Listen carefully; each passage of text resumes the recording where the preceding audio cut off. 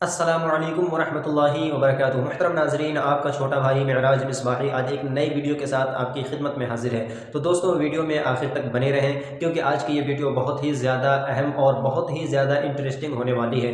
دوستوں، ہم میں سے اکثر لوگوں کا حال یہ ہوتا ہے کہ وہ بار بار گناہ کرتے ہیں اور بار بار توبہ کرتے ہیں، بار بار ایک ہی گناہ کرتے ہیں پھر بار بار توبہ کرتے ہیں۔ تو ایسا کرنا کیسا ہے کہ آدمی بار بار گناہ کرے اور بار بار توبہ کرے؟ تو ان تمام باتوں کو لے کر کیا مسئلہ ہے، اس کے حوالے سے آج ایک ویڈیو میں آپ کے سامنے پیش کرنے جا رہا ہوں۔ مفتی سلمان اظہری صاحب کی یہ ویڈیو ہے، آپ لوگ یہ ویڈیو ضرور دیکھیں۔ تو دوستوں، میں چاہوں گا کہ سب سے پہلے آپ لوگ یہ ویڈیو دیکھیں۔ ویڈیو دیکھنے سے پہلے ایک گزارش ہے کہ اگر آپ ہمارے چینل پر نئے ہیں تو ہمارے چینل کو ضرور سبسکرائب کر لیں اور ہمارے ویڈیو کو ضرور لائک کریں تاکہ ہر آنے والی ویڈیو آپ تک سب سے پہلے پہنچے۔ تو چلیے سب سے پہلے ہم ویڈیو دیکھتے ہیں۔ اللہ تعالیٰ نے انسان کو بنایا ہے اور انسان بھولتا بار بار ہے اور خطائیں بھی بار بار کرتا ہے۔ خطا کرنے والا اور بھول جانے والا اللہ کی بارگاہ میں ایسا نہیں ہے کہ وہ ہمیشہ کے لیے ناکارہ ہے، بلکہ اللہ تعالیٰ نے اسے زندگی میں بار بار موقع دیے ہیں کہ تو اپنی خطاؤں سے اور اپنی بھول سے پھر سے دوبارہ اپنی اچھی زندگی میں آ جا، اور اسی کو ہم توبہ کہتے ہیں۔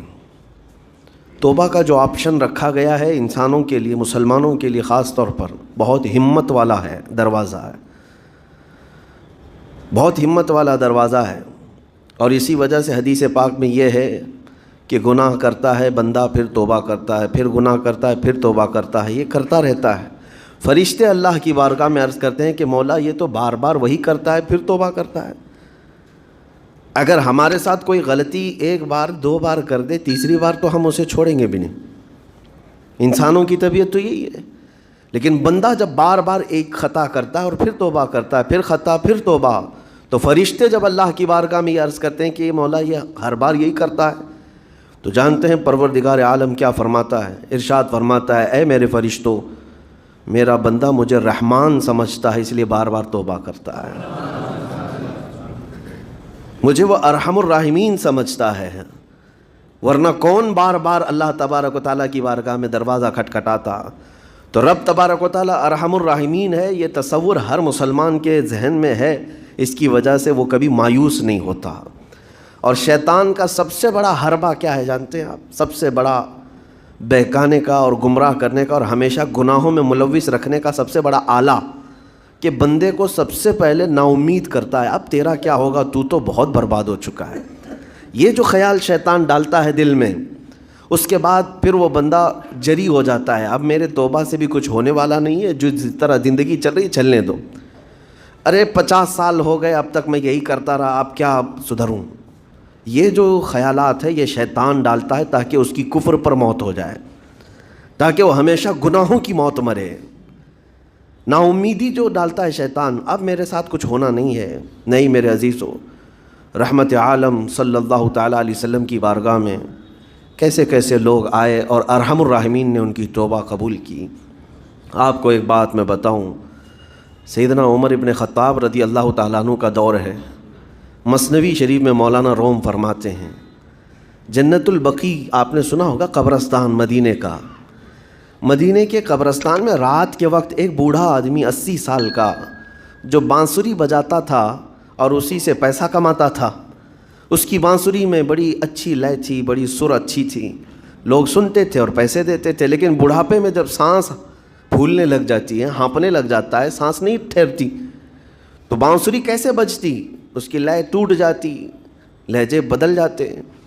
بوڑھا آدمی، اب اس کی بانسری سننے کو کوئی آتا نہیں تھا اور پیسے ملتے نہیں تھے، تھک ہار کر کے وہ آیا، رات کا وقت تھا، جنت البقیع قبرستان میں، 80 سال کی عمر کا ہو گیا ہے، اس نے بانسری توڑ دی، کہا زندگی بھر جس چیز سے میں کماتا تھا اب میری سانسوں نے جواب دے دیا، جسم پھولنے لگا ہے، سانس زیادہ آنے لگ گئی ہے، اب میرا کھانا پینا کیسا چلے گا؟ خیر ارحم الراحمین ہوں تو تیرا ہی بندہ، میرے اہل و عیال نہیں، میرے رشتہ دار نہیں، مجھے اگر تو بھوکا مارنا ہے تو اسی قبرستان میں مار دے، یا اگر میری زندگی باقی ہے تو میرے رزق کا انتظام کر دے۔ وہ رو رہا تھا 80 سال کی عمر میں۔ جب بندہ لاچار و مجبور ہوتا ہے تو پروردگار کو ہی یاد کرتا ہے۔ جانتے ہیں عمر ابن خطاب رضی اللہ تعالیٰ عنہ امیر المومنین مسجد نبوی میں تھے اور ان کی آنکھ لگی تھی، خواب میں رسول پاک صلی اللہ تعالیٰ علیہ وسلم تشریف لائے. کہا عمر اللہ کا حکم ہے جنت البقیع میں جاؤ، ایک بھوکا آدمی کھڑا ہے، اپنے گھر سے کھانا لے جاؤ اور اس کی ضرورت کا انتظام کرو. نیند کھلی تو آپ نے دیکھا اللہ کے حبیب صلی اللہ علیہ وسلم کی طرف سے حکم آیا اور رب ذوالجلال کا حکم ہے. گھر سے عمدہ کھانا لیا تو شادان لے کر کے کچھ مال و متاع بھی لے کر قبرستان میں گئے، ڈھونڈا کون ہے یہاں پر، تو دیکھا کہ ایک کانپتا ہوا 80 سال کا بوڑھا روتا ہوا نظر آیا. امیر المومنین اپنے ہاتھ میں توشادان لے کر اس کے قریب گئے. کہا تو بھوکا ہے؟ کہا ہاں بھوکا ہوں. بیٹھ چل میں تجھے کھلاتا ہوں. دسترخوان بچھا کر اسے اپنے ہاتھوں سے کھلایا اور اسے اپنی ضرورت کے مطابق جو ضروریات تھیں اس کی ضرورت کے مطابق وہ ساری چیزیں دی. وہ بوڑھا پوچھتا ہے آپ کون ہیں؟ حضرت عمر فاروق نے کہا میں عمر ابن خطاب ہوں. وہ ڈر گیا. حضرت عمر سے کون نہیں ڈرتا تھا کہ کہیں یہ کھلا پلا کر کے مجھے کوڑے نہ ماریں کہ زندگی بھر بانسری بجانے والا آج پکڑا گیا ہے، ہاں آج مجھے یہ سزا نہ دے دے. وہ کانپنے لگا. کہا کہ آپ یہاں کیسے؟ حضرت امیر المومنین کہتے ہیں میں خود نہیں آیا، مجھے اللہ کے رسول نے بھیجا اور رب تبارک و تعالیٰ کا حکم آیا تھا کہ تو بھوکا ہے اور تو نے رزق مانگا ہے اور مجھے تیرے رزق دے کر کے بھیجا گیا ہے. وہ چیخ مار کر کے گر پڑا زمین پر اور رونے لگا اپنے ہاتھ پھیلا کر. کہا سچ فرمایا مولا تو ارحم الراحمین ہے، 80 سال تجھ سے دور بھاگتا رہا، ایک بار کیا تجھے میں نے پکارا، تو نے وقت کی امیر المومنین کو کھانا دے کر بھیج دیا. اللہ رب العزت کی بارگاہ میں نا امیدی اور مایوسی جو شیطان لاتا ہے اس سے بندے بھٹک جاتے ہیں، بہک جاتے ہیں، انہیں توبہ کی توفیق بھی نہیں ملتی. اسی لیے میرا مولا فرماتا انا عند ظنی عبدی بی، رب تعالیٰ فرماتا میرا بندہ میرے بارے میں جیسا گمان کرتا ہے میں اس کے ساتھ ویسا سلوک کرتا ہوں. تم کیا گمان کرتے ہو؟ وہ سخت پکڑ کرے گا، ابھی مار ڈالے گا. وہ غفار ہے، قہار ہے، جبار ہے، لیکن ساتھ میں وہ ستار بھی ہے، وہ رحمان بھی ہے، رحیم بھی ہے. اگر رب تبارک و تعالیٰ ہر چیز پر پکڑ کرتا تو ہمارا تو جینا ہی نہیں تھا. یہاں پر اتنے گناہ ہو چکے. اور وہ رب تعالیٰ فرماتا وسعت رحمتی کل شیء، میری رحمت نے ہر چیز کو گھیر رکھا ہے. اللہ رب العزت بندوں کو معاف کرنے کا اظہار زیادہ فرماتا ہے. اور جانتے ہیں آپ گناہ جب عام ہوتے ہیں، میں آپ کو اپنے گھر کی بات بتا دوں، میرے گھر میں آپ 4 دن کے مہمان بن کر کے آئے ہیں، کبھی میری کھڑکی توڑ رہے ہیں، کبھی دروازہ توڑ رہے ہیں، کبھی ہمارے گھر کے برتن پٹک رہے ہیں، کبھی فرشی اکھاڑ رہے ہیں. کب تک برداشت کروں گا؟ آپ کو نکال کر باہر کر دیں گے. مہمان نہیں، یہ بلا ہو گئی ہے، گھر سارا اجاڑ رہا ہے. ایک چیز پر چھوڑ دیا جائے، 2 چیز پر چھوڑ دیا جائے، یہ انسانوں کی فطرت ہے، انسانوں کی فطرت. لیکن رب کائنات اپنی کائنات میں ہم بندوں کو اتارا ہے، ہم نے کیا نہیں بگاڑا؟ اس اپنے گناہوں سے اس کی زمین کو لال کر دیا. ہاں اس کی نافرمانی سے ہم نے اس کائنات کے رنگ کو بدل دیا. کھلے عام گناہ، ننگا پن، بے حیائی، عیاشی، سب کچھ ہوتا رہا. اس کی کائنات ہے، اس کی زمین ہے، اس کی سلطنت ہے. اور ان گناہوں کی وجہ سے جانتے ہیں آپ سمندر اللہ کی بارگاہ میں عرض کرتا ہے کہ مولا تو مجھے اجازت دے دے، میں ایسی طغیانی لاؤں گا کہ یہ سب ہلاک ہو جائیں گے. ہوائیں اللہ سے اجازت مانگتی ہیں تو مجھے شدت دے دے، میں اتنا تیز اڑاؤں گی کہ ان کے پرخچے اڑ جائیں. لیکن جانتے ہو اللہ کی طرف سے جواب کیا آتا ہے؟ سمندر کو بھی رب تعالیٰ فرماتا ہے، ہواؤں کو بھی کہتا ہے رب تعالیٰ رک جاؤ، میں میرے بندوں کے انتظار میں ہوں، میرے بندوں کی توبہ کے انتظار میں ہوں کہ میرے بندے میرے پاس لوٹ آئیں گے. اسی لیے اللہ کے حبیب صلی اللہ تعالیٰ علیہ وسلم ارشاد فرماتے ہیں اللہ تعالیٰ کو سب سے زیادہ خوشی کس بات کی ہوتی ہے جانتے ہیں؟ رب تعالیٰ اپنے بندوں سے کب خوش ہوتا ہے؟ مثال دے کر کے میرے آقا نے فرمایا، مثال دے کر سمجھایا.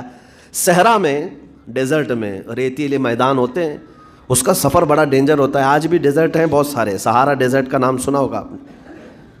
ہم گئے ہیں 200-250 کلومیٹر تک آپ چلتے رہو گاڑی، نہ ایک درخت نظر آتا ہے، نہ پہاڑ نظر آتا ہے، نہ گھر نظر آتا ہے، کچھ بھی نہیں. اس طرف میدان ریت کا اور آسمان لگا ہوا دکھتا ہے، ادھر بھی آسمان، تنہا ہم اکیلے نظر آتے رہتے ہیں. صحرا کا جو سفر ہوتا ہے بہت کٹھن ہوتا ہے. نبی پاک صلی اللہ تعالیٰ علیہ وسلم مثال دیتے ہوئے ارشاد فرماتے ہیں، ایک بندہ اپنی اونٹنی لے کر، اس پہ ساز و سامان لے کر کھانے پینے کا صحرا کے سفر پر تھا، اور صحرا میں کھانا پانی بہت مقدار میں لی جاتی ہے کیونکہ کچھ ملتا نہیں، اور جلد سے جلد وہاں سے سفر گزار کر کے آنا۔ ایک بار اگر راستہ بھٹک گیا موت ہو جاتی، وہاں پہ راستہ ملے گا نہیں، جس طرف بھی جاؤ تو لگے گا سیدھا ہی چل رہا ہوں، ڈائریکشن ہی نہیں پتہ ہوتے ہیں صحرا میں۔ حضور پاک صلی اللہ علیہ وسلم فرماتے ہیں ایک بندہ صحرا کے سفر میں اپنی اونٹنی کے ساتھ ساز و سامان لے کر سفر پر تھا، بیچ راستے میں اسے نیند آئی، سویا، سو کر کے اٹھا تو دیکھا اس کی اونٹنی ساز و سامان کے ساتھ غائب ہے، صحرا میں، بیچ صحرا میں۔ اب جو سواری تھی وہ غائب ہے، کھانا پانی تھا وہ غائب ہے، کچھ نہیں ہے ساتھ میں۔ گھبرا گیا، پریشان ہوا، اپنی اونٹنی کو ڈھونڈتا ڈھونڈتا تھک گیا، کبھی ادھر کبھی ادھر، کبھی ادھر کبھی ادھر، ہر جگہ کہیں کوئی نشان نظر نہ آئے، اور جب سواری نہیں ہے تو اب کئی 100 کلومیٹر کا بغیر کھانے پینے کے کیسے سفر کرتا؟ تھک ہار کر کے دوسرا دن ہو کہ تیسرا دن ہو، ایک جگہ وہ بندہ سو گیا، پھر سے سو گیا، اب راستہ بھی نہیں ملتا، سویا تو نیند سے اٹھا جب تو دیکھا اس کی اونٹنی بھی موجود ہے، اس کا ساز و سامان بھی ہے۔ یہ مثال ہے، یہ مثال ہے۔ میرے آقا صلی اللہ علیہ وسلم صحابہ سے اب پوچھتے ہیں، اے میرے صحابہ بتاؤ اس بندے کو جو صحرا میں گمشدہ اونٹنی جس کی مل جائے اسے خوشی کتنی ہوگی؟ صحابہ کہتے ہیں یا رسول اللہ اس کی تو جان میں جان آ گئی ہوگی، کیونکہ وہ جانتے تھے صحرا کا سفر کیا ہوتا ہے۔ کہا سب سے زیادہ اسے خوشی ہوگی کہ اس کا کھویا ہوا سامان مل گیا، کھوئی ہوئی سواری مل گئی۔ میرے آقا صلی اللہ علیہ وسلم فرماتے ہیں گمشدہ اونٹنی کے ملنے پر جیسے اس مسافر کو خوشی ہوئی، اس سے کئی زیادہ بڑھ کر کے رب تعالیٰ کو اس وقت خوشی ہوتی ہے جب ایک گنہگار بندہ واپس توبہ کر کے اس کی بارگاہ میں آتا ہے۔ رب تعالیٰ کی بارگاہ میں جب بندہ پلٹ کر کے آتا ہے، رب تعالیٰ فرشتوں پر اس بندے کو دکھا کر رشک کرتا ہے، ارشاد فرماتا ہے میرا بندہ میرے پاس آ گیا، میرا بندہ میرے پاس آ گیا ہے۔